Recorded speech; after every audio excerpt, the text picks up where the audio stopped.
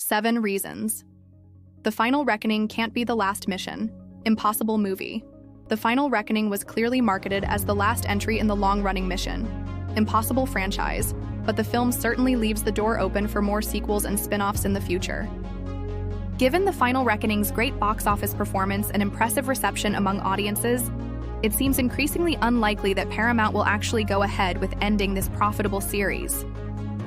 Tom Cruise has expressed that The Final Reckoning is the end of his exhaustive Mission Impossible career, but that doesn't necessarily mean the franchise itself has to end too. There are many ways that Mission Impossible could continue without Tom Cruise, allowing the actor to follow his ambitions and work on his upcoming projects while this franchise keeps moving in the background. The Final Reckoning didn't fully close Ethan Hunt's story. There's still room for an Ethan Hunt sequel. Despite ongoing claims that The Final Reckoning marks the end of Ethan Hunt's story in the Mission Impossible franchise, it doesn't exactly feel like a definitive ending for this iconic character. The conclusion of The Final Reckoning sees Ethan Hunt survive his feud with Gabriel, forced to guard the entity and keep it away from government interference, after trapping it inside Luther's storage device. The very decision to keep Ethan alive shows that McQuarrie was at least tangentially aware that his protagonist's story isn't completely over, and the fact that he's still in touch with his IMF teammates suggests that he could return in the future. Hunt has never been the kind of person to let his friends get into danger without him, so it's unlikely that he's simply going to stay in retirement forever, while Benji and Grace continue to fight for the IMF. Even if Ethan isn't the protagonist of a potential Mission Impossible sequel, this unresolved ending means that he could always return. Mission Impossible deserves to go out on a higher note. The Final Reckoning doesn't represent the best of the series. The response to Mission Impossible The Final Reckoning has been twofold. While returning audiences have generally enjoyed the project thanks to its bold set pieces and endless series of callbacks, the critical reception has been much less positive. The film was nowhere near as beloved as Fallout, Rogue Nation, or even Dead Reckoning, all of which have more impressive Rotten Tomatoes scores and arguably mark the peak of this franchise. It would be a huge shame for Mission Impossible to go out with such an underwhelming whimper, especially given how exceptional most of the entries are. Despite The Final Reckoning's major criticisms, audiences still have a lot of respect and adoration for this franchise. It's clear that McQuarrie's latest movie isn't indicative of his full potential as a director, as he's been responsible for some of the past decade's most creative and innovative action movies. Another Mission Impossible sequel would give the director a much-needed opportunity to prove that he can still make films as excellent as Fallout and Rogue Nation, giving the franchise a more solid goodbye.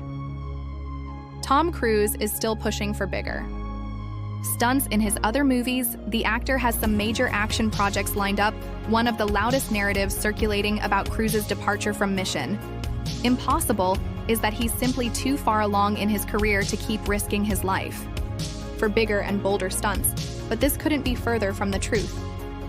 Not only does The Final Reckoning include Mission Impossible's most dangerous stunts to date, but Cruise has several exciting projects lined up where he's going to continue pushing the boundaries of action filmmaking for the benefit of entertainment. Cruise recently signed up for an action movie with Doug Liman that's set to be the first Hollywood feature shot almost entirely in space, while his work on McQuarrie's Broadsword will see him tackle even more dangerous stunts in wartime Europe. The idea that Cruise can't continue doing Mission Impossible because of his age and experience is simply not true, so there's no reason he can't come back in the future. Ilsa Faust deserves a better send-off or return. Ferguson's character needs a much better ending. Rebecca Ferguson's Ilsa Faust quickly became a fan-favorite character following her introduction in Rogue Nation, and many viewers rightly felt underwhelmed by the way she was promptly killed off in Dead Reckoning. The decision to kill Faust just to teach Hunt a lesson about loss and sacrifice was a pretty weak way of rounding off her character arc, particularly since there was no in-universe reason for her to be so easily beaten by Gabriel. Although many audiences suspected that Ilsa would return in The Final Reckoning, this turned out not to be the case. The latest Mission Impossible movie had the perfect opportunity to either bring Ilsa back or simply give her death some meaning, but the story mostly breezes over her presence. Another Mission Impossible sequel now feels not just exciting, but necessary to give Ilsa the ending she deserves. Mission: Impossible is still making great box office numbers.